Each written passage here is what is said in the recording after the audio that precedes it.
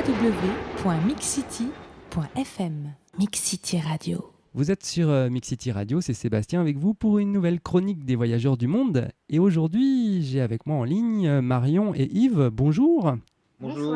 Alors, vous m'avez contacté via le site internet de Mix City Radio pour m'annoncer que vous alliez partir faire un long et grand voyage fin 2013. Vous allez partir faire un tour du monde. D'où vous est venue tout d'abord l'envie de voyager à l'un et à l'autre ? Eh bien, moi, ça fait depuis que je suis toute petite, je crois. Mes parents m'emmenaient énormément voyager donc dans toute l'Europe. Puis quand j'ai eu mon baccalauréat, je suis partie toute seule au Népal en chantier humanitaire et après au Mexique. Et puis après, je n'ai pas su m'arrêter et j'ai profité en fait de mes études pour pouvoir aller sur tous les continents. Voilà. Oui, alors Marion, je crois que tu as commencé par faire des études de langue, c'est ça ? Tout à fait. J'ai fait une licence de traduction-interprétation dans une école à Paris. J'ai fait de l'anglais et de l'espagnol. J'avais commencé la langue des signes, mais malheureusement, je n'ai pas pu continuer. Et là, j'apprends le portugais puisque nous passons au Brésil et que j'aimerais bien pouvoir me débrouiller un petit peu là-bas. Donc, alors d'un côté, nous avons une linguiste et de l'autre côté, Yves, je crois, toi, tu es plutôt technique environnementale, c'est ça ? Voilà, c'est ça. Moi, je produis je suis dans la production, dans l'environnement. Je produis c'est des systèmes laser qui font des mesures de vent, des mesures d'atmosphère, qualité de l'air, on fait aussi. Donc, vous vous êtes rencontrés un jour, vous avez déjà fait des voyages ensemble, et puis là, vous avez un grand projet. Alors, le fait de mieux vous connaître maintenant, on va mieux comprendre votre futur projet. Vous avez décidé de partir donc quelques mois pour justement étudier les différents impacts du tourisme sur l'environnement. Alors, il va falloir nous expliquer un petit peu tout ça. Ça veut dire quoi, étudier l'impact du tourisme sur l'environnement ? En fait, notre démarche, c'est d'aller rencontrer les populations locales et d'étudier comment elles ressentent les effets de l'impact du tourisme de masse en fait sur les sites culturels majeurs. Donc, on a pensé au Machu Picchu, à l'île de Pâques ou encore le Mont Cook. Ouais. Donc, on voudrait interviewer des gens locaux et savoir un petit peu comment ils le ressentent par rapport aux relations sociales au sein même des communautés, qu'est-ce que ça a bousculé, et au niveau de l'environnement, comment ils réagissent, comment ils font face en fait à l'afflux de touristes, et s'il y a un impact sur la faune et la flore. Et alors, Yves part avec toi pour faire ces interviews, si j'ai bien compris. Voilà, c'est ça. On part à deux. Alors, le départ a lieu quand ? Alors, il a lieu pour le 2 octobre 2013.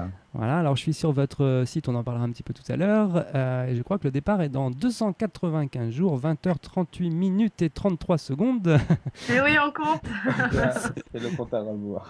Et c'est un départ pour Rio. Alors vous commencez par l'Amérique, hein, c'est ça ? Tout à fait. En fait, on a choisi de commencer par l'Amérique pour une simple raison technique, c'est avec les saisons. On voulait partir là où il fait chaud et puis on voulait éviter à tout prix les cyclones et les intempéries.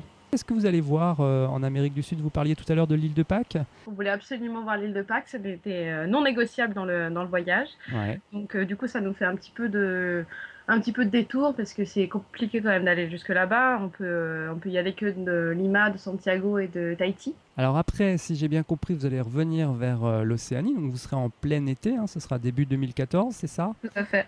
Ouais. Donc j'imagine là-bas vous allez faire un petit tour Australie, Nouvelle-Zélande ? C'est ça, Nouvelle-Zélande, on va faire surtout l'île du Sud, ça c'est un choix encore. Et puis l'Australie, on va faire de Sydney jusqu'à Melbourne. Toute la partie Océanie du Sud, et puis après vous allez remonter en Asie. Alors, tout à fait, on finit par l'Indonésie où moi j'ai des bons amis à Yogyakarta, donc on voulait absolument passer les voir. Et après, on va en Thaïlande, ça c'est une grande condition d'Yves aussi, qui veut absolument voir les temples.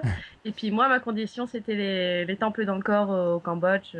Comment vous préparez votre voyage ? Déjà, comment on peut imaginer partir 11 mois avant d'arriver à l'aéroport ? Et moi, je suis revenue de Madagascar d'un chantier humanitaire le 20 octobre. Et comme toujours, donc je suis allée retrouver Yves et je lui ai dit c'est pas possible, je peux pas rester en France, ça me va pas, donc il faut qu'on reparte. Donc en fait, ça a été vite vu. On avait tellement de destinations où on voulait aller, on s'est dit on va pas pouvoir en choisir une. Et puis surtout, on n'a pas envie de partir un mois, on voudrait partir plus longtemps. Donc on a choisi de partir en tour du monde. Et puis après, il a fallu réfléchir donc aux saisons et puis surtout au travail d'Yves et puis moi à la fin de mes études. Donc on s'est dit que le mois d'octobre, ça serait pas mal, comme ça on avait quand même l'été pour tout préparer et poser les congés nécessaires. Et nous avons commencé à contacter en fait des gens qui pourraient être intéressés aussi par le projet pour nous soutenir et puis pour échanger en fait. Madame, monsieur, nous vous rappelons que ce vol est non fumeur et vous informons que l'utilisation... www.mixcity.fm mixcityradio.fm. Mix Radio. Vous avez un thème bien précis, faire des interviews de gens à travers le monde avec un objectif bien précis par rapport à cette protection de l'environnement et du tourisme de masse. Est-ce que vous arrivez facilement à avoir des contacts à l'étranger à l'avance ? Alors en fait déjà, tous les deux on apprend des langues étrangères à côté parce que quand même ça va faciliter le contact sur place. Et ensuite effectivement c'est ce qu'on fait, on nous contacte, déjà on a des amis sur place et en fait on essaie de leur communiquer notre projet. Notre site est en plusieurs langues, en anglais, en espagnol. Et on essaye en fait de transmettre le projet pour rencontrer si possible des agences de voyage qui seraient plus tournées vers le tourisme solidaire, qui cherchent des idées de parcours. Peut-être qu'on pourrait en tester un et voir ce qu'on en pense, étudier en fait notre empreinte carbone par rapport à ce parcours-là. Alors, est-ce que vous êtes déjà documenté sur justement cette fameuse empreinte carbone et l'empreinte que peut faire un touriste sur un site archéologique par exemple ou un espace naturel ? En Italie, en fait, nous sommes allés à Pompéi au mois de février. Et donc l'Italie a quand même la moitié du patrimoine culturel du monde. Pas mal de sites reconnus par l'UNESCO, etc.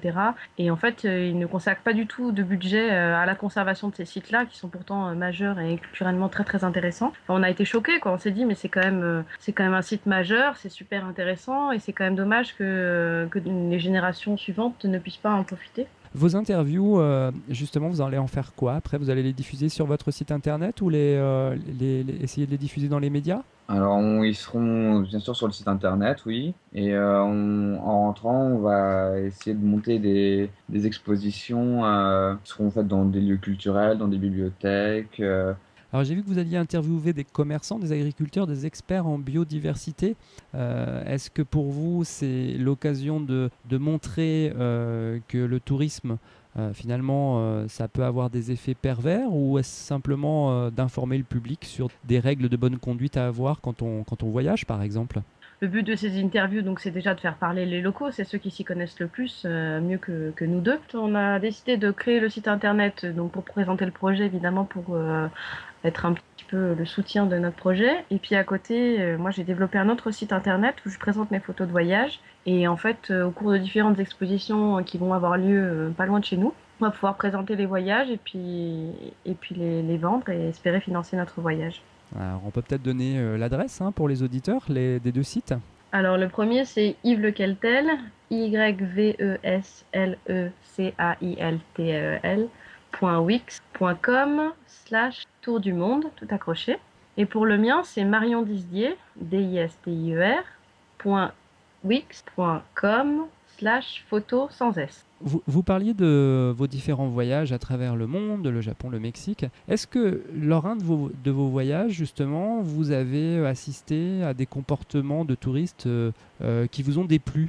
Moi, j'ai un super exemple. Je suis partie avec des étudiants étrangers au Mexique dans une communauté maya. Et nous sommes allés dans une des églises pour assister à des rituels pour guérir en fait un ancien membre de la famille qui était très malade, etc.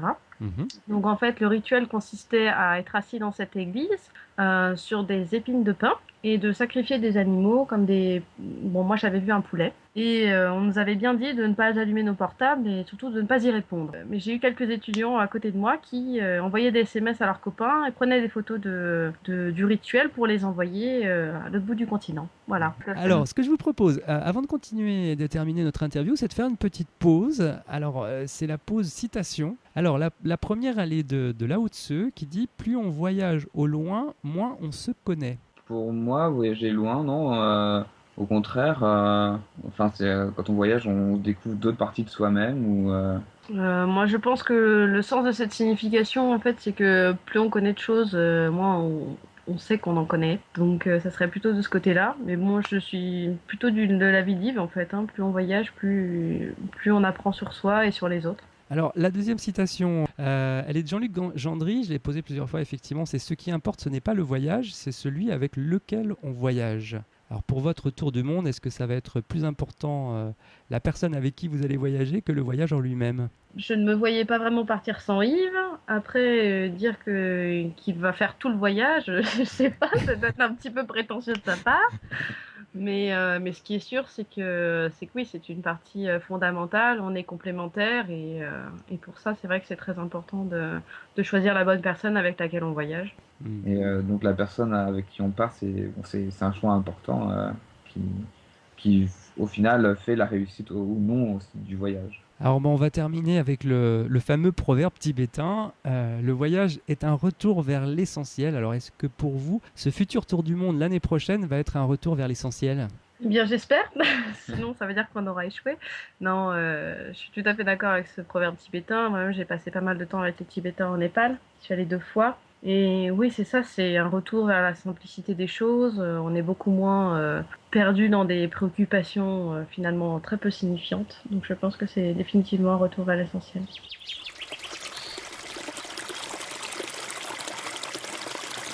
www.mixcity.fm Mix City Radio. Alors, ce qu'on sent bien chez vous, en vous interviewant, c'est votre volonté quelque part d'être acteur du monde. Toi, Marion, tu as été bénévole dans de nombreuses associations, si j'ai bien compris. Oui. Donc, ça veut dire que tu as quand même utilisé le prétexte parfois du voyage pour aller découvrir le monde d'une autre façon, c'est ça ?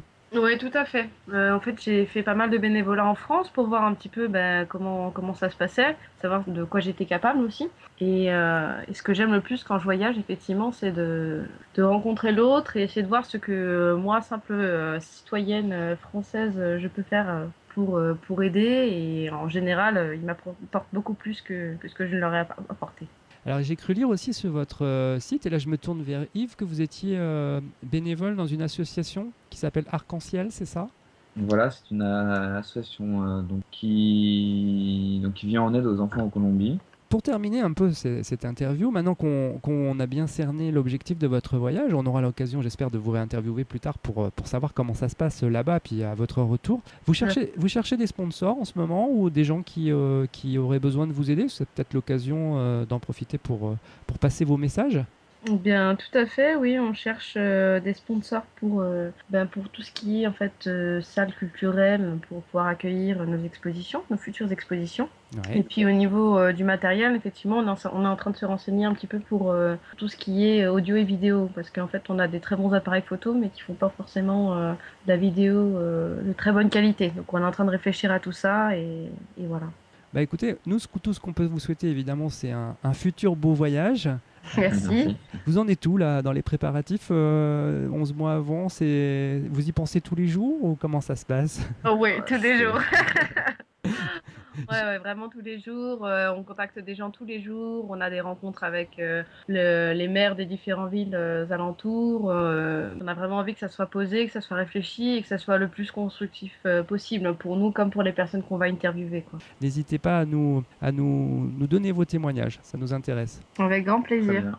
Et puis bon préparatif surtout. Merci beaucoup.